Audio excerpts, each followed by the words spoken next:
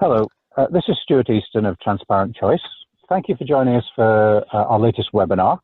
I'm really excited today because I have a tongue twister to open up, which is to introduce Hussain Bandukwala.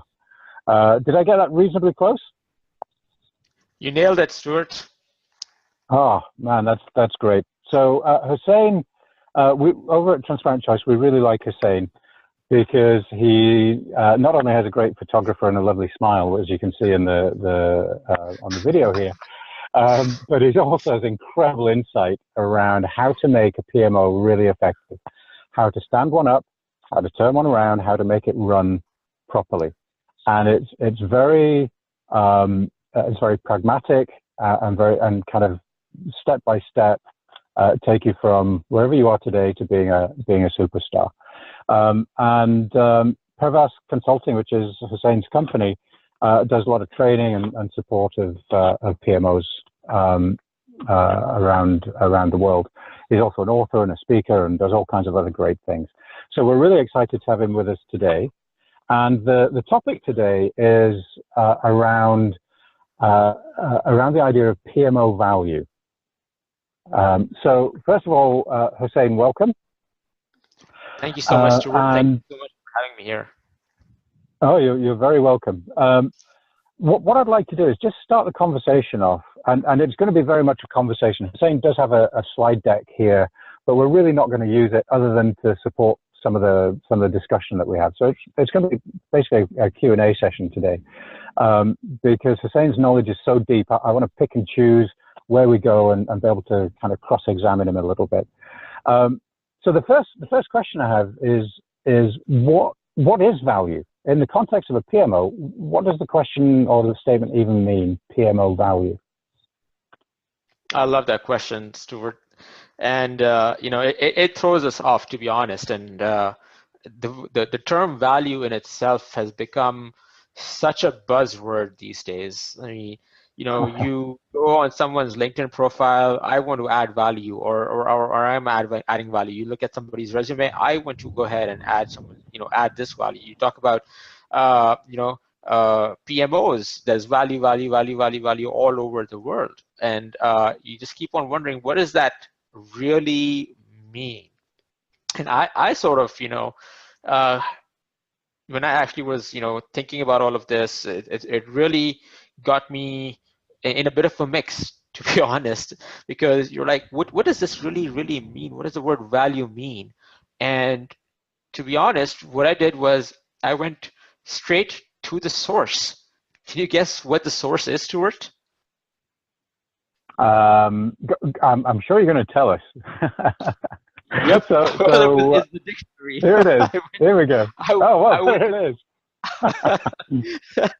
I went straight to the dictionary, and I wish the dictionary, made my life easier, but it sort of, made it a bit more complex, and I had to do a bit of work after that. And that's because you used the wrong dictionary, right? You should always use the Oxford English Dictionary. I'm an old Oxford man, so it always has to be the Oxford English Dictionary. I think that could have been the case. But if I wouldn't be surprised if I still got multiple layers of the word value coming in. I mean, even if you just look at the definition that I got here on the screen, I love definitions 1 and 5. The monetary worth of something, or the market price, or a numerical quantity that is assigned or is determined by calculation or measurement. I mean, I love those because as project managers by heart, they're amazing. They're black and white. You either something's either $3 worth or $10 worth or $100 million worth. You understand it. You can easily quantify it. You can easily communicate it. You can easily defend it. You can easily measure it, right? But then when you start looking at all these other definitions in there, like definition 2, a fair return or equivalent in goods or services, or item number 3, which is relative worth or utility. But number 4 really just takes the cake, something such as a principle or quality intrinsically valuable or desirable. I mean, it doesn't really get much more mushier than that, right? Uh, Right. but that's what the reality is. I mean, value is so relative and subjective to where you are. I mean, just the other day I was having a conversation with a PMO leader in a very established organization here in Toronto, where I am, and she was telling me, saying, you know what, I want to take the PMO to the next level. I'm like, what do you mean by that? She's like, well, I'm really trying to bring in a lot of quantifiable measurements here for the PMO and its performance, but nobody really cares. I mean, they all really care about, that things are happening. They care about, certain qualitative items in there. But, things, if they're like a very lovable sports team. That sports team, takes you to the playoffs. You go to the playoffs, everybody's rallying around you, but then you lose. But next year around, people still love you, right? And Right. so, things for that specific company were very qualitative in nature. And so that was the reality of that. And it wasn't. I told her is it's not really about what how you want to communicate the value. Just understand what they find as valuable and measure yourselves against that, right? So, for Right. instance, if I'm as an individual, Stuart, if you come to me and you want me to really perform well on something, on a specific project, and you know that I value recognition and appreciation, the conversation that you're going to have with me is more going to be around, hey, Hussain, you're doing an amazing job. I think you knock this out of the park. Have a bit of a pep talk. Maybe even send out an email with me and my boss, CC'd on it, saying how amazing I'm doing, to really, really, really get me to a point of, all right, you know what, this guy's ready. He's going to fire on all cylinders, and he's going to really do a bang-up job on this project. But if I'm someone who, values, monetary gains, for instance, and you know that about me, then maybe a bonus is going to probably rally me up versus, any sort of pep talk or whatsoever. And so, that's something that you really have to understand from just getting to understand, what that really means for you and your organization. But to really, simplify all of this, Stuart, to really bring it down to the level of PMOs, for me, it's very, very simple. And that is, for a PMO to be valuable, it should just answer one question. And that question is, why does or should it exist? If you can answer that, That's a good one. then you have sort of hit the nail on the head in terms of identifying its value. Well, so this is really interesting because so first of all, if anybody's listening to this and you've just taken on a PMO leadership role, you should be very scared right now. Yeah. Because 50% of PMOs fail in the first couple of years. All right. So this is an existential question for PMOs. The only way to ensure, right? Let's forget failure. What we want is to thrive. Right. We want to take off and just knock it out of the park. And so the only way you're going to do that is by delivering value to the organization. Now, here's the interesting thing is that so one of the things that we talk a lot about is value. And we talk about the fact that the only reason for a portfolio of projects to exist at all is to deliver strategic value to the organization. Now, you're asking a slightly different question. You're asking the question, within that context, what is the unique value that the PMO can bring for this organization, right? It's context specific. It depends on your organization, its culture, its state of maturity, and everything else. Have I got the right end of that? Yeah, absolutely, Stuart. Absolutely. And for me, whether it's strategic value, whether it's the services value that you provide, it all really depends on the needs of your organization at that specific point. Right.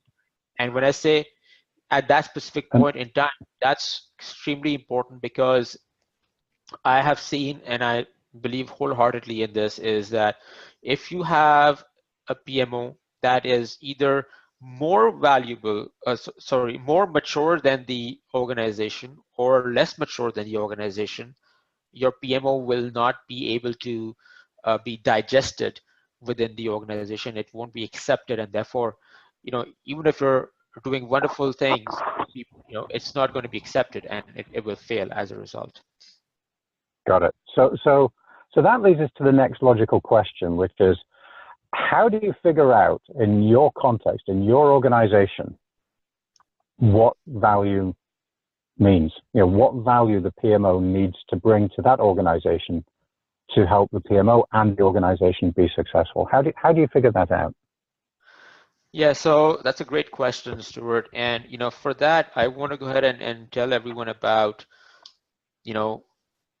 this funnel that I've created called the discovery funnel. And I should have maybe called it the PMO value discovery funnel, but then it wouldn't have sounded as sexy as it does now, or at least that's what I think it does. But really, but really, Stuart, the idea is that you go in from one end and you come out with the other, and voila, you have your PMO's value. But really, truly, it's a discovery, right? And even if if it's your first time setting up a PMO in an organization, or if you set up PMOs in multiple organizations, you still need to treat this setup as a discovery, because as PMOs are all unique. No two PMOs are the same. You go ahead and find different nuances from one PMO to the other.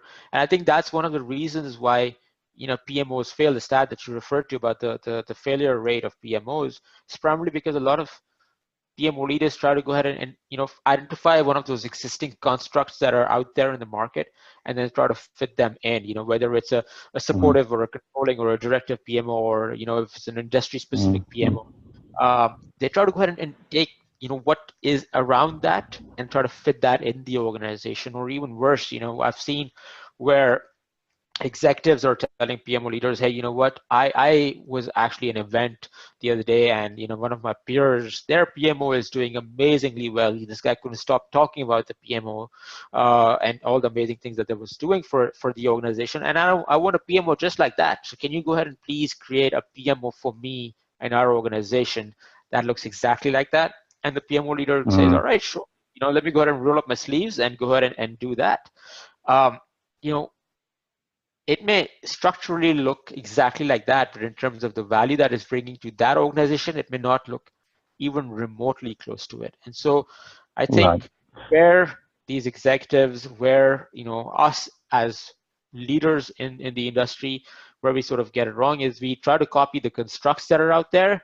What we should try to be emulating instead is the process they took to get to where they were and to where the PMO is today, which has resulted in that structure. If you try to emulate that process, then the structure, you may not be close to the structure of the other PMOs, but you might be very close to in what your value or your perceived value and your reputation of your PMO is within the organization. And so if I'm understanding correctly, this is a structured way of asking that question of what is it that this organization needs at this point in time. Is that right? Exactly. And cool. if you sorry, yeah, I was going to say. So why don't you? I think you're going there. So why don't we go through these just really quickly at a high level, to see what's in there. Absolutely. So here's a 7-step process, and the first step here is identifying your stakeholders. Why identifying your stakeholders? It's because you want to go straight to the horse's mouth to really understand what challenges your organization is facing.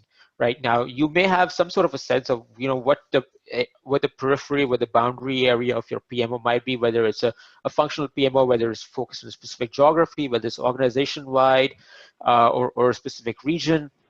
You have a sense of that, and based on that, you need to go ahead and understand who your stakeholders are, and those stakeholders could be either people who the PMO is reporting to, who the PMO is going to be working with and who are reporting into the PMO, and they could be both within and outside the organization as well. Primarily within the organization, but you might have some external vendors as well that you might need. And diversity is good here, right? We don't just want to talk to two people and think we know it all. Diversity, Exactly. different roles, different levels in the organization, different parts of the organization. That's kind of the key. Okay, exactly. cool. Exactly. So you get a complete holistic view of what challenges exist really. Absolutely. Those examples of that could be your CIO, it could be the VP of resource management, it could be the project manager, it could be a line operator, if you will. It could be that depth and breadth should be there, but you should go ahead and identify that list of stakeholders first. Make sure that you have a game plan associated with that, and then you go about moving and meeting them, right? Versus just going about randomly picking people up. Think through about what areas you want to cover, and then identify your stakeholders that you want to speak with accordingly.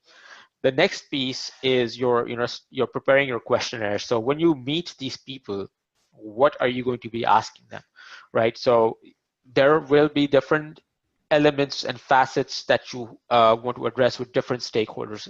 Now, primarily, there's the strategic element of the PMOs and the project management related areas of the PMOs that you want to address. Now, project management, obviously, as you know, has multiple disciplines: schedule management, budget management, resource management, vendor management, asset management, and the list goes on, right? Now, you don't want to be inundating all your stakeholders with all of these things, right? But what you should be focusing on is which stakeholders will be the best suited to answer those areas of questions. And based on that, when you come up with your list of questions, tie to which questions need to be asked from which stakeholders. So for instance, if you're talking to the CIO, you're most likely going to be talking about prioritization, high level strategy, the goal and vision of the organization or the department, if you will. If you're talking to the project managers, you're going to be talking more about processes and the challenges that they're facing within the execution and delivery, some stuff about the tools. One question that I usually like to ask all stakeholders is, if you had a magic wand, what problem would like to go away and why, right? Great question. That is something that opens up, people's minds. It allows them to be creative. It doesn't, box them within any sort of construct.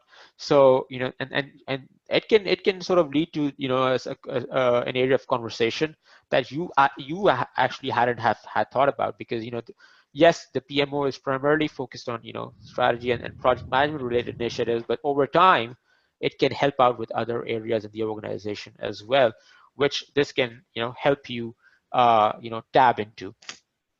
So that's, Stuart, is our second part of the funnel, preparing our questionnaires. The third is obviously meeting and greeting. This is something that, as project managers, we love doing. We love meeting people. The one thing that I would just talk about here is it becomes very, very tempting to make sure to sort of, have some sort of group meeting so you can go through this process very quickly. And I would caution people from doing that. I would actually advocate that they go ahead and meet all stakeholders individually, in person if possible. If they're doing virtually, then via video chat if possible. And the phone conversation is the very last resort. And the reason for this I have various reasons for this. The first is, when you get people together in a group, it's the vocal people usually speak up, the quiet people usually don't, and all the challenges that those quiet people are having, you usually don't get to hear that. That's number one. Mm-hmm. Number two, when you are meeting with people in person or even via a video chat, you're able to not only hear what they're saying, but see how they're responding, what their body language is. And that can really give you a good sense of, are these people really excited about you actually chatting with them? Are they excited about the notion of PMO coming up? Are they on the bench, or are they extremely on the naysayer sort of a situation? And that may not help you now at this point, but when you're actually rolling out the PMO, you know whose energies to tap into, you know who can be your evangelists and supporters, you know who you should address and focus and prioritize on more first, and then use the benefits that they have received. Use their energy to then help convert the people who are on the fence and the people who are naysayers. And developing that relationship right on right off the bat, this is your first time when you're meeting them as a potential PMO leader. And so, getting this third step right is extremely crucial. And then, once you've met with everyone, Stuart, then you move on to your step 4, which is assessing and ideating. And now this is where, you take a step back, see all the things that you've heard, try to categorize them into things, and see how you can prioritize all the challenges that you've heard, right? Because you might have some situations around schedule management, some situations around budget management, and it's very, very crucial that we go ahead and prioritize things accordingly. Now, one thing that I actually forgot to mention, Stuart, about step number 3, which is meeting and questioning the stakeholders, is not asking questions that are yes and no. Drive a conversation as much as possible, but beyond the conversation, try to go deep into the root causes of those challenges. So, for instance, if one of the challenges that you're hearing is, hey, you know what, Stuart, none of the projects are getting done. Okay, let's talk about that now. Because of the conversations that you might have, it might become apparent to you is either the project managers aren't doing a great job and they may need some training, or because there is no sort of discipline around management of resources. So as soon as new projects come up, resources are shifted from your existing projects to your new projects, and therefore your old projects just don't get done. Or is it because the processes that you have in place are just not efficient? Or it might be because that the turnaround time for decision making by the leadership is extremely long, which really elongates the project schedule. So there could be multiple reasons or for that. And so when you leave that meeting with that stakeholder, whatever challenges that they've identified, you want to make sure that you know why, and that there are no assumptions that you're making around why those challenges exist. Because when you're coming down to step 4 and when you're figuring out, okay, what does all of this mean and what can the PMO do to help resolve those challenges, you're not guessing. You know exactly why you're going to be doing something, because you've heard from someone that that is the reason for their challenges. Those are the reasons why the challenges exist for the stakeholders. And so when you're figuring out all of this, you're literally implicitly developing the roles and responsibilities of your PMO. And when they will be rolled out to your organization based on the categorization of the challenges, based on how many times they've occurred, based on the prioritization that you felt that's happened. But again, if you've done this multiple times, or even if you manage projects, Stuart, and in various organizations, this is an opportunity for you as a PMO leader, as an expert in the field, to say, okay, you know what, this is what the organization really needs, this is what it wants, but based on what my experiences have been, I really want to make sure that we're focusing on these 1 or 2 things first, and then bringing out all these other things later.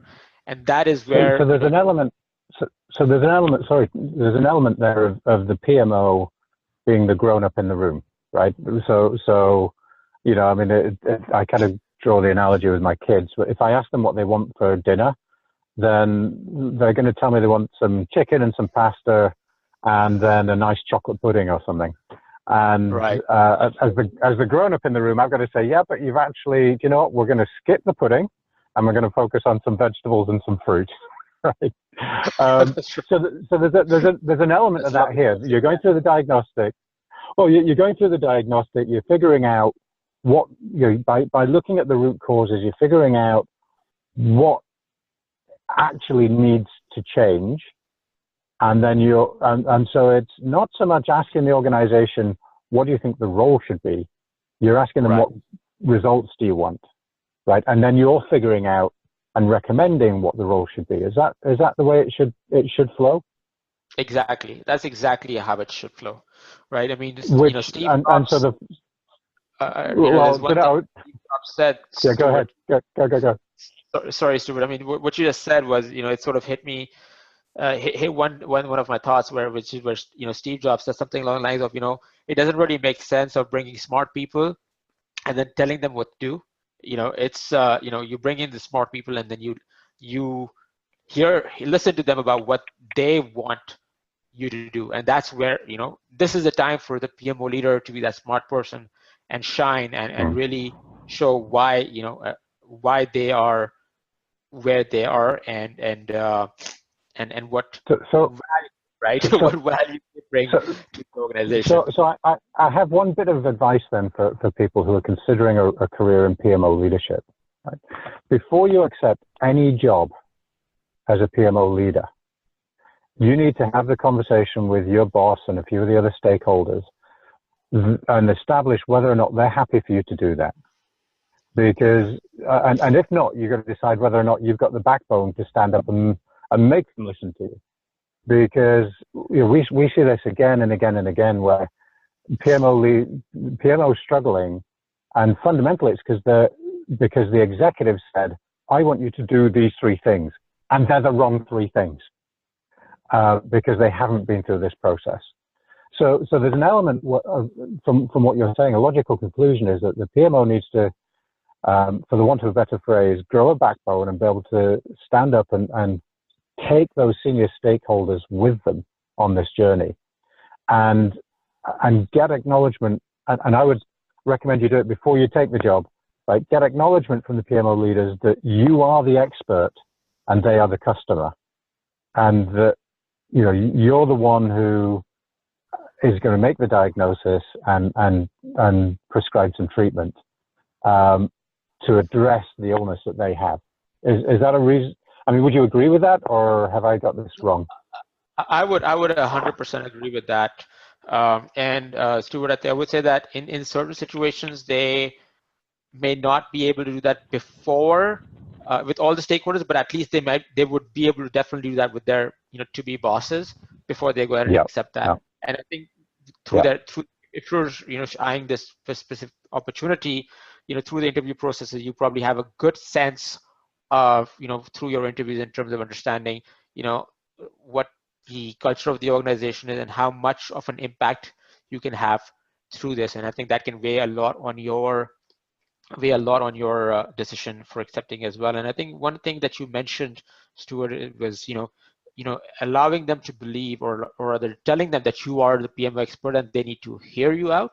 In some situations, and some of our listeners might actually be first-time PMO leaders, and I think it's important for you to state that claim even then, because even if you're doing it for the first time, when you go about start setting up a PMO, your stakeholders, your team will believe, will perceive, will assume that you are an expert, even though you're setting it up for the first time. So make sure that you have that confidence and are relaying that out is extremely important for you as you take up that role. Cool. Thank you for that. So let's finish off the last few of these, because I've got one or two other questions I want to get to, and we're starting to run out of time. So let's run through the next few items. Yep. So the next steps, Stuart, is determining metrics. Now, this once you get to step 5, it becomes super important, or rather, I would say, super easy for us. Now, a lot of people, when you talk about PMO values, they jump straight to step 5 versus doing steps 1 through 4. They use their handy dandy Google tool and say, all right, you know what, let's look at PMO metrics. They Google that out, whatever metrics come in, they figure out mostly about how to present those metrics, what kind of reports should look like, instead of determining what metrics should you be really measuring. But here, because you followed through this funnel, you already know what roles and responsibilities you need to focus on as a PMO, and therefore the metric that you have should only be focused on the performance of those roles and responsibilities. And even for those roles and responsibilities, you might have multiple metrics. Pick one or two that might work well or might be easy for you to produce, whether based on data, based on availability of information, or based on easiness for the audience to accept and digest and consume the metrics. I mean, we're not in a race to figure out how many metrics you can produce. It's rather, you know, which metrics are able to most strongly tell the story, or, you know, paint a picture of what's going on, how you're doing, and what can the stakeholders and the leadership do to help you get to your success. Once the metrics and I think generally that's the key thing with metrics, is to not create metrics for their own sake, but to create the metrics that are going to help you make the decisions and to remove the bottlenecks. Exactly. And if you focus there, you're in good shape. Yep. And then, Stuart, if you're setting up a PMO for the first time, then you definitely need to have a business case. So all of this work that you've done, you know, from steps 1 through 5, sort of then just needs to get assembled within the business case, where you're identifying, you know, the reason and rationale for the PMO to be there, how you came about with all of this, what the methodology was that you used to come up with all of your findings, what the roadmap's going to look like, what you're promising them, and really capturing, in essence, the value, if you will, of all that you've heard and are advocating for the PMO to do in the next few months, and the plan for the rollout. That's all going to be boiled down in your business case. And then if you're setting up a PMO for, you know, and this is not a PMO that you're resurrecting, or a PMO that exists that you just need to refresh the value of, then between step 6 and 7, you actually have the PMO rollout, which we're not going to be talking about because we're just, you know, focused on the funnel right now. But once the PMO is rolled out, then monitoring and communicating the, you know, your performance, the value that you're providing, whether it's through status reports, whether it's through meetings, whether it's through, you know, an internal portal, whether it's through posters next to elevators in your office, you know, make sure that you are sharing the message of success, sharing the message of progress as you go about. But also, step 7 also includes the fact that whether it's 3 months, 6 months, 12 months, 18 months down the line, you go through this process again, because any organization that wants to die just stays stagnant. Therefore, all organizations keep on evaluating and reevaluating what strategies they need to, you know, take to counter any sort of competition, market movements, you know, intrinsic movements, intrinsic growth, organic expansion, whatever it is that your organization is doing. Your PMO needs to match that toe-to-toe to make sure that it's still relevant for your company, it's still adding value to your organization. And so with all of these things, you know, making sure that you're monitoring and communicating the right message across for performance is extremely vital. So there you have it, you know, identifying your stakeholders, preparing the questionnaires, meeting and greeting, and understanding what challenges your stakeholders have, assessing it, ideating it, being the grown-up in the room, preparing, you know, providing a proposal for the roles and responsibilities of your PMO, measuring that performance, the right metrics, delivering a solid business case, and then monitoring your performance and communicating it regularly. That is the discovery funnel for you. Cool. And so if you go through this process, you get to the point where you can now answer that question, you know, why should or why does this organization exist? Exactly. Which is kind of cool. So, and it's specific to your organization. So last question, Hussain. Are there 2 or 3 things that are always on that list? Yes, based on my experience, Stuart, I would say that I have come across a few teams which, any organization that's setting up a PMO usually feels the need to just make sure that projects are getting done, right? So that Yeah, basically essentially means that they're getting done on time. So that's a lot of schedule management and deliverables management, a lot of focus on that. And the reason why a lot of these projects aren't getting done is because of this element, but also that a ton of projects are just happening all at the same time. So just making sure that the right projects are happening at the right time, that needs to be put in place, and that's through your work intake, uh, uh, model improvement, and making setting up any sort of a prioritization model for your projects. It could be extremely rudimentary, but a lot of these organizations don't have any, or have one, but it's just not followed. So schedule management piece as well as the work intake piece are two things that I find very, very common, and often come up as the elements that need to be addressed. And because of these two things, the management of resources, there's usually not enough visibility into who's doing what, why, and how. And the management really wants to get a good sense of that. So I would say that these three things are usually things that usually come up on the radar, no matter what situation you're in. They're the first three things that usually require you to be addressed.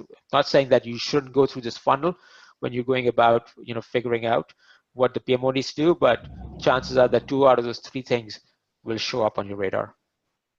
excellent. Well, that's certainly good news for us because, as you know, we're all about project prioritization, and our tools help organizations do that in a way that they do stick to it. The way you do it actually matters, believe it or not. But that's not what we're here to talk about today. I think we've pretty much covered this whole topic of what's PMO value and how do you identify what the right value is for your PMO to be delivering. So on that note, I want to thank you. Thank you for sharing. Thank you for coming today. Thank you for sharing your wisdom and knowledge. Now, obviously, we've only gone through this discovery funnel framework at a really high level. Where should people go if they want to learn more? Oh, that's a great question, Stuart. So I provide workshops and training around going through all of this entire funnel.